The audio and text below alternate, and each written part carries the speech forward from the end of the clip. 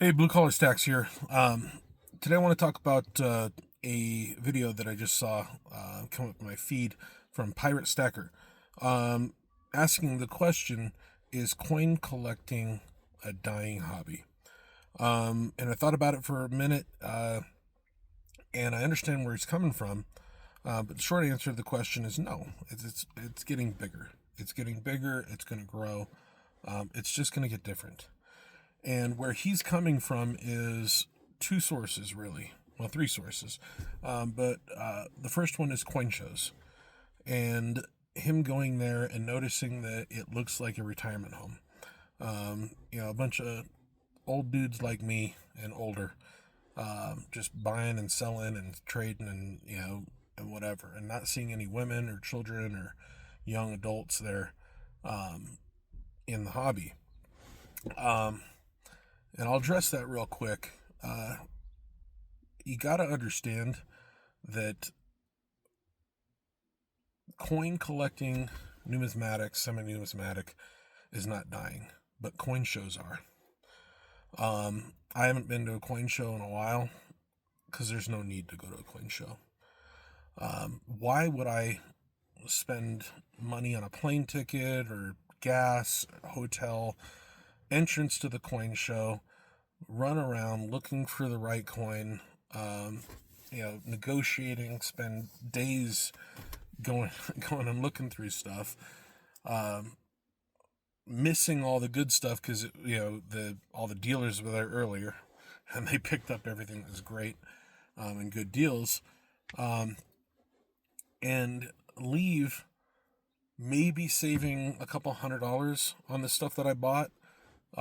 Meanwhile, I've spent 1,000 or more just going to the coin show, when I can jump online and get a better deal, and have it in a couple of days shipped to the door with guarantees on it. If I go with eBay, um, you know, if it's not what I wanted, if it's not what was represented, if it's faked, if it's not the same coin, I can get my money back. Can you do that at a coin show? You can't. That guy's gone. You're not going to come back and find him in another coin. Spend another couple $1,000 going to the next coin show in hopes that he'll be there to try and get your money back, and him saying, "Hey, I'll sell's a final." So that's one reason. Number two is I can literally, if I find a coin that I want, if there's a coin out there, if I wanted a call MS66 1883 San Francisco Morgan dollar in PCGS, either a Rattler or a green label or the new holder, I can find it. I can literally just do a search, and find that exact coin that I want, negotiate for it, pay for it, and have that sent to my house in a couple of days, and probably got a better deal than I would have gotten at a coin show. Um, every local coin shop has a website, and a lot of them have their inventory on the website, or it's linked to an eBay or whatnot account or whatever. I don't need to go to coin shows to find what I need. I can literally, if I have $2,000 to spend, I can have my list ready, find exactly what I want, maybe even better. I might be able to get a 67 and not pay that much more for it, or the same that I would have spent at a coin shop for a 66. Um, and I get what I want, it's there, and, job done. The kids these days know that. That's where they're at. They're not at the coin shows. They're surfing online, finding exactly what they want, paying a good price for it, and getting it shipped to their house. They don't have to go to the bank.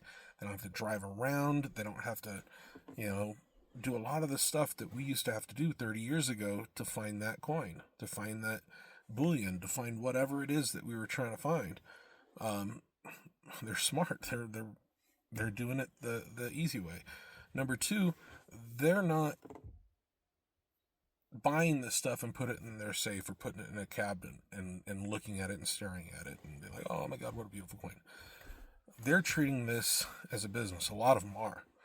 And they're buying and flipping these things. They're finding the deals online. They're doing the stuff that we're not doing, and getting, that coin that's got a, value of $500. They're bundling it together with $10,000 with a bunch of other coins and buying stuff, getting really good deals, having everything shipped to their house, and then they're flipping them, and they're, making a ton of money buying and flipping these things. That's what a lot of them are doing. And then some of them are collecting. Another thing you're not thinking about is, when you were 20 years old, did you have $2,000 that you can go and spend on a coin? Did you just literally have that money burning a hole in your pocket? That you can, and your own home and a safe and all this other stuff that we need as coin collectors. At 20 years old, did you have that? No, but you have it now. And while, yes, a lot of the people you see at the coin shows are old guys like me and you, they're going to be old too someday. And when we die and they're older, they'll have the money and they'll have, the means to buy those coins.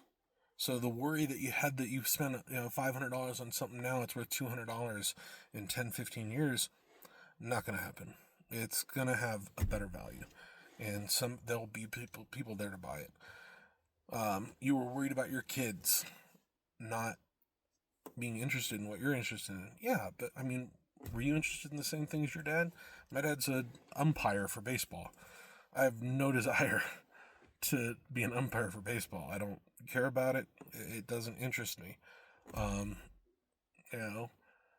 But your grandkids might be interested in it. When you die and you leave the collection to your grandkids, and they look and they see how cool this was, and they start looking it up and go, "Are you serious? This dime's worth $1,000? This quarter is worth, $2,500? Huh. Well, I've got a good start." Now they can start trading and selling that stuff for stuff that they like. So no, it's not dead. It's not dying. It's just changing. In some parts for the better, and some parts for the worse. But it's going to change. It's not that what we did is not the same thing as what our fathers and grandfathers did. If they wanted a coin, a special coin, I really don't know how they did it. They weren't going to coin shows in the 1920s looking for coins. They might go to the bank and see if they can find a couple of Morgans. When the new dollars came out, they would go to the bank and get the new peace dollars, or quarters, or uncirculated rolls and stuff like that if they wanted to collect stuff. Maybe there was a shop that sold stuff, but there weren't conventions with dealers running around in 1921, or maybe even 1950. I don't know. I wasn't around then. So everything changes, and right now coin shows don't make sense. It just, it's a dying venue, but not a dying hobby. So I wouldn't be too worried about that. The other thing you mentioned was that, the future is in cards. You want to talk about a generational thing? That's cards. Yeah, you saw old guys there. But those old guys, man, those are the same guys that are knocking kids over to be first in line at Target to get the packs stuff. Those are the crazies. They aren't buying that stuff because they know what a Pokemon is, or or are collecting it and hanging it on the walls. They're literally trying to buy that stuff and flip it to the kids, or flip it to the adults. It's literally just a business. It's not a hobby. It's a fad that, Pokemon is hot right now. The other, Japanese animation and some baseball cards, stuff like it's hot. But, most of the people that are into it are young because it's interesting to them, and there's the money factor.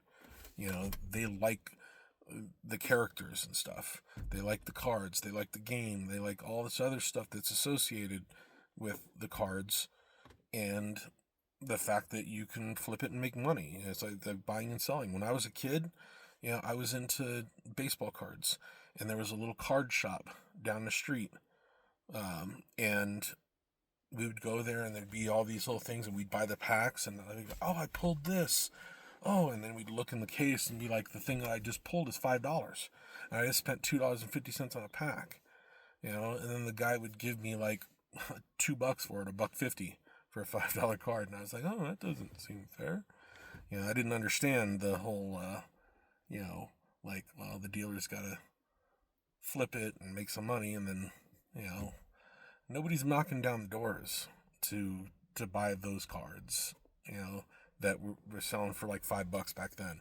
That same card, the Jeff Bagwell or, the Dante Bichette that was worth like $2 or $3 in Bowman or Topps or Upper Deck or something like that back in 1988, 89. Those are, they're not, the cardboard is worth more than the card. Yeah, you've got the Michael Jordans, and you've got, the Mickey Mantles, and the Aaron Judge, and, all these cards that are worth thousands, if not tens of thousands of cards right now. But honestly, in 100 years, what are those going to be worth? Like, seriously. The coins that we have, the numismatics that we collect, in 100 years, there's going to be less of them. And there's going to be a lot more people. That's just how it works. A lot of things get melted down.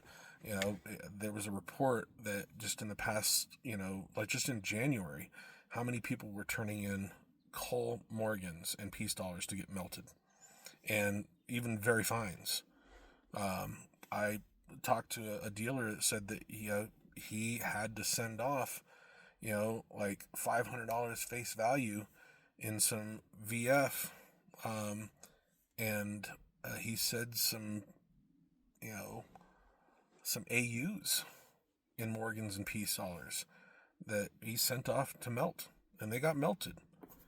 How many of that stuff? If silver goes up to $150, how many people are going to be taking their coal in to get melted? There's a lot less of this stuff going to be around. So in 100 years, there's going to be 3 times as many people on the planet and 10 times less coins. So yeah, the value will be there. But also in 100 years, think about this. How many people are going to really know or care about Wayne Gretzky and his rookie card? How many people are going to know or really care about Aaron Judge? Or any of these other guys? Not many. They're they might have a value, but it's not going to be what it is now. So, that's my opinion. And Pokemon? 100 years? You really think that that Pokemon card is going to be worth that? No, it's not. No, nobody's going to care about Pokemon. 50 years ago, Archie cards. Or 40 years ago, Archie cards, or, all these other things were all the rage. Star Wars. I remember back in the 80s, there were Star Wars trading cards, and they were trading for quite a bit of money. I can buy a whole set for $1 a piece right now on eBay in good condition and open packs for like $10. Okay? It's nobody cares about them. That's what cards are. They have no intrinsic value. But coins, numismatics, and things like that, they're going to retain their value. They're going to be worth more. And a good example, how many Roman coins do you have that you've spent quite a bit of money on? And how much more it's worth now than it was 2,000 years ago when it was first minted, or even 50 years ago or 20 years ago. That's just what it is. So don't worry about it. It's not dying. It's not going away. It will have its peaks and valleys, just like the price of silver and gold itself. So just hang in there. Don't worry about it. Just keep stacking, keep collecting, buy what you want, sell what you want, have fun with it. Anyways, Blue Collar Stacks out. You guys take care.